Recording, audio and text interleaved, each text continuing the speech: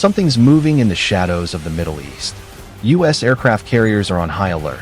Nuclear-capable bombers are landing in secretive island bases. And behind the scenes, one nation's name keeps echoing louder and louder: Iran. This isn't just another round of regional tension. This is something different, something more dangerous. And the signs are too big to ignore. The USS Harry S. Truman, one of America's most powerful aircraft carriers, is extending its deployment. Why? Because American warplanes are launching real strikes from its deck right now. And they're not targeting just Yemen. Thousands of miles away, on the remote island of Diego Garcia, something even more chilling is happening. The U.S. is quietly massing B-2 Spirit bombers, stealth aircraft designed for one purpose only: to strike deep and strike hard. So, here's the question the world should be asking. Is the United States preparing for a direct military confrontation with Iran? And if so, when will it start? Before we break it all down, make sure to subscribe and like to World Unfold. And drop your thoughts in the comments. We cover the news they don't want you to see, the real moves, the real motives, and what's coming next. Do you think Iran is the next big flashpoint? Let's rewind. The story doesn't start with an aircraft carrier or stealth bombers. It starts with a war in Yemen, an axis of proxy powers, and a dangerous shift in American military doctrine. For years, the U.S. largely ignored the Houthis, even as they fired drones and missiles toward Israel and Saudi Arabia. But then came January 2025, when American destroyers came under attack, and all hell broke loose. Since then, the U.S. has launched dozens of airstrikes across Yemen. But here's the twist. Military officials now admit that Iranian advisors, weapons, and tactics are directly shaping Houthi operations. In other words, the war just got a lot bigger. Think about this. The USS Harry S. Truman wasn't supposed to be here. Its deployment was meant to end months ago. But instead, it's been extended twice, without any official end date. That's not normal. That's strategic.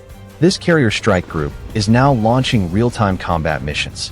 Not just reconnaissance, not deterrence, bombing runs, precision strikes against Houthi missile silos, radar stations, and suspected Iranian supply hubs in Yemen. Now here's where it gets interesting.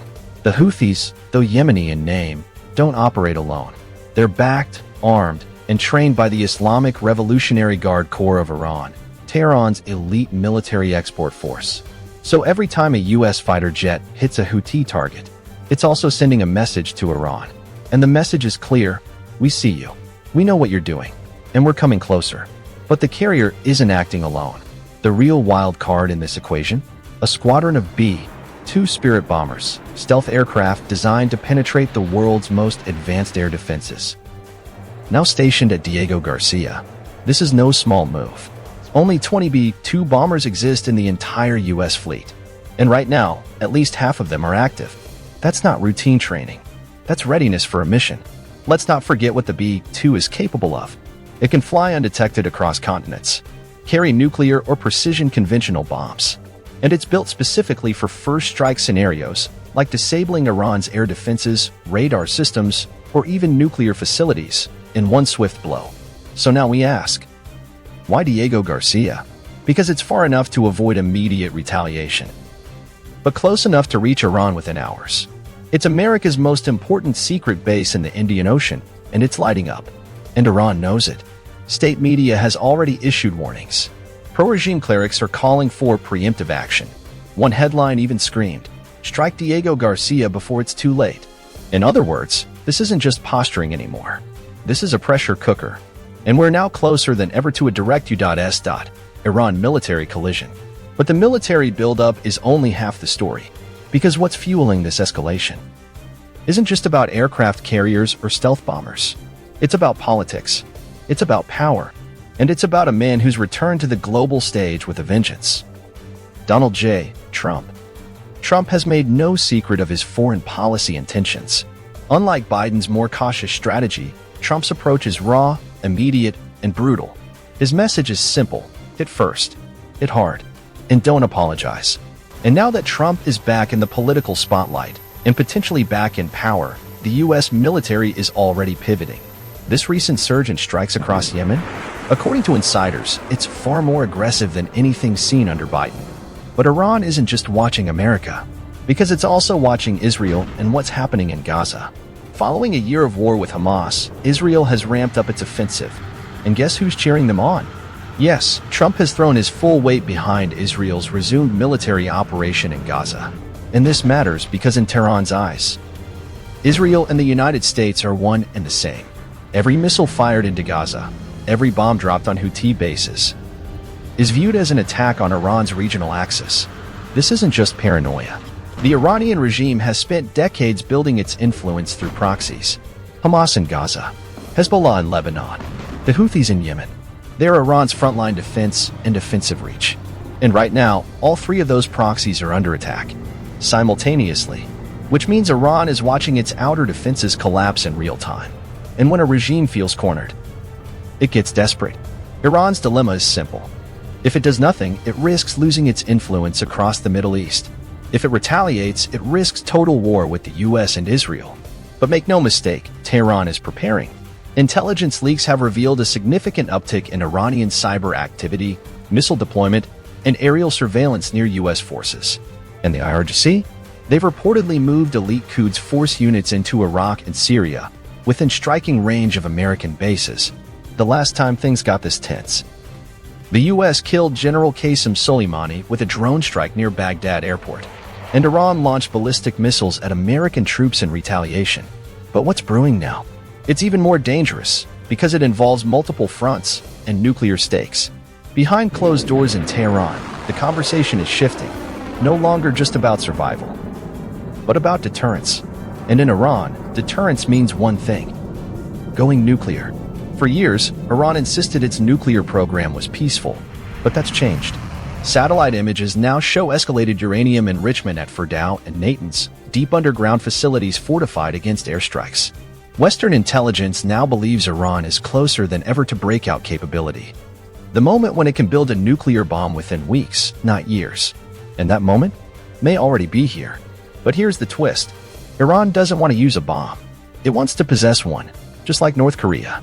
To deter, to intimidate, and to reshape the Middle East on its own terms. And that's exactly what's keeping American generals awake at night. Because a nuclear-armed Iran isn't just a threat to Israel or Saudi Arabia. It's a threat to the entire global order. It would spark a Middle Eastern arms race with devastating consequences. That's why the deployment of B-2 bombers to Diego Garcia matters so much. They're not there to strike the Houthis. They're positioned for something far more surgical. A decapitation strike on Iran's nuclear infrastructure. This would be a precision mission. Fast, quiet, in and out before Iran can even launch a counterstrike. Targets? Fordow, Natanz, Isfahan, Iraq. Gone in a matter of minutes. But Iran won't just sit back. The moment bombs fall on nuclear facilities, missiles will launch. At US bases. At Israel. Possibly even at oil fields in the Gulf. A full-scale regional war would be seconds away. And the stakes couldn't be higher. The Strait of Hormuz, a choke point for one-third of the world's oil supply, would become a war zone. Global energy prices would explode. Markets would crash. And the US could be dragged into a prolonged military conflict. This is what no one is ready for. Not the world economy. Not the diplomatic alliances. And certainly not the millions who would be caught in the middle. Because this isn't just about Iran. It's about the world on the brink, and the fuse has already been lit. As the US encircles Iran and airstrikes pound Houthi strongholds, two silent observers are paying very close attention. Russia and China. But they're not just watching. They're maneuvering. Let's start with Russia. Vladimir Putin has quietly deepened ties with Tehran. Why? Because Iran is useful. A hostile Iran keeps the US distracted in the Middle East, which means less focus on Ukraine and Eastern Europe. In return, Russia has supplied Iran with advanced missile systems, surveillance drones, and tech support. And in whispers, Russian advisors have been seen near IRGC facilities, helping Iran prepare for what may come. And then there's China. While Washington fires missiles, Beijing signs oil contracts. China is Iran's #1 energy customer. And as tensions rise, it's locking in oil deals at record low prices, playing economic chess while the West plays military poker. But China's not just protecting its oil supply. It's also testing American resolve. Because every bomb dropped on Iranian proxies gives China a preview of how the US might respond if Beijing, say, moved on Taiwan. So now, we're not just looking at a US-Iran standoff. we're looking at a fragile global triangle, where America, Russia, and China are edging closer to proxy conflict. And the battlefield could stretch from the Red Sea to Eastern Europe to the South China Sea. Think about it. As B-2 bombers warm up in Diego Garcia, Russian submarines creep through the Black Sea, and Chinese destroyers flank the Philippines. Every move is connected. Every flashpoint is one miscalculation away from global escalation. And if you think the United Nations will step in, think again. With permanent Security Council members split across the conflict, diplomacy is paralyzed. Peace talks? Deadlocked. Resolutions? Vetoed. This is no longer just geopolitics. It's the rehearsal for a new global alignment. The old order, where U.S. dominance kept chaos in check, is cracking. And in its place, a multipolar world with rising tensions and no one at the wheel. And Iran? It's the epicenter. A fault line where oil, religion, politics, and power converge. And just like tectonic plates grinding in silence, when it finally breaks, the earth will shake far beyond the Middle East. In public, Iran and the U.S. might still talk tough, but behind the scenes, a shadow war is already raging, and it's being fought by spies, drones, and sabotage, not just bombs. Iran's nuclear scientists? They're living on borrowed time. Over the past decade, over a dozen high-ranking nuclear experts have mysteriously died. From car bombs, poison, sniper bullets. No one takes credit, but everyone knows who's behind it. Just months ago, a senior IRGC missile strategist was eliminated in a precision drone strike. Deep inside Iranian territory, not in a war zone, but in his car. In broad daylight, executed with chilling precision. And then there's the cyber front. The infamous Stuxnet virus, covertly designed to cripple Iran's centrifuges, was just the beginning. Today, cyber attacks hit Iran's power grids, missile systems, even civilian infrastructure. The goal? Delay, disrupt, confuse. And Iran is striking back. U.S. oil facilities in the Gulf, Israeli water plants, European shipping networks, all targeted by Iranian cyber units and proxy hackers. This war isn't just silent, it's global. Meanwhile, the battlefield keeps expanding, from Yemen to Syria, Lebanon to Iraq. Iran's network of proxy militias is on the move, launching rockets, attacking embassies, and ambushing convoys. These groups are more than just foot soldiers. They're Iran's insurance policy. If Tehran is hit, these militias are under orders to unleash a coordinated wave of chaos across multiple fronts.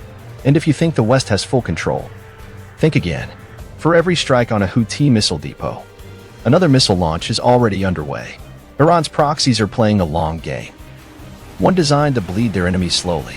But there's something darker in play. Sources in Mossad and CIA have picked up signs of coordination across fronts. Not random attacks, sequence strikes. This means Iran could be preparing for something big. And what if that something is already underway? A simultaneous assault across land, sea, air, and cyberspace. A moment where Iran activates every lever it controls. Just as Israel or the U.S. launches a decisive strike, there's a reason the world is holding its breath. Because beneath every airstrike, every sabotage mission, and every cyber attack lies a line no one dares to cross. A line called escalation. And Iran is perilously close to crossing it. You see, the US and Israel have always kept a simple rule. Contain, don't provoke. But Iran's growing missile reach, its nuclear ambitions, and its alliance with rogue states are threatening to blow that rule apart. Here's the chilling part. Iran is now enriching uranium to near weapons-grade levels. Experts believe it's only weeks away from having enough material for a bomb. Not months. Weeks. Once Iran crosses that line, it changes everything. Suddenly, every airstrike risks triggering nuclear retaliation. Every cyber attack becomes a possible declaration of war. And diplomacy? Dead. Israel knows this. And it's why their warplanes are on constant alert. F-35s loaded. Pilots sleeping beside runways. One confirmed bomb. And Israel may strike Iran's nuclear sites preemptively. This wouldn't be a surgical strike. It would be a shockwave. A mass assault on nuclear labs, RGC command centers, air bases. All in the first hour. And what would Iran do in response? It would launch everything it has. Missiles at Tel Aviv, drones into Saudi oil fields, and Hezbollah would rain 100,000 rockets down on Israel from the north. But the real nightmare? Iran's asymmetric response. Suicide boats in the Strait of Hormuz. Assassinations of diplomats. Terror cells activated across Europe and North America. It's not just war, it's chaos. And through it all, the US would be forced to choose. Stay out or go all in. B-2 bombers already parked in Diego Garcia. Carrier strike groups on standby. The Pentagon has rehearsed it. Shock and awe 2.0, this time in Tehran. This is the cliff we're standing on. A silent countdown is ticking, and all it takes is one drone too far. One missile misfire. One miscalculation. And everything changes overnight. And what happens after the first strike? No matter who fires first, the consequences will be massive. Global oil prices will skyrocket. Terror cells could activate across Europe. And nuclear non-proliferation? Shattered. But maybe the scariest question of all is this. What if no one wins? A prolonged conflict, draining economies, wrecking alliances, costing lives on every side. A war with no victor. Only survivors. So we're left with a chilling truth. Something bad is about to happen. Not because leaders want it, but because they can no longer stop it. The world is being pulled forward by momentum, not strategy. And when it happens, don't say the signs weren't there. The warnings, the movements, the deployments. They were never whispers. They were shouts. But the world looked away. Now, the storm is here. What's your thought on that? Comment below.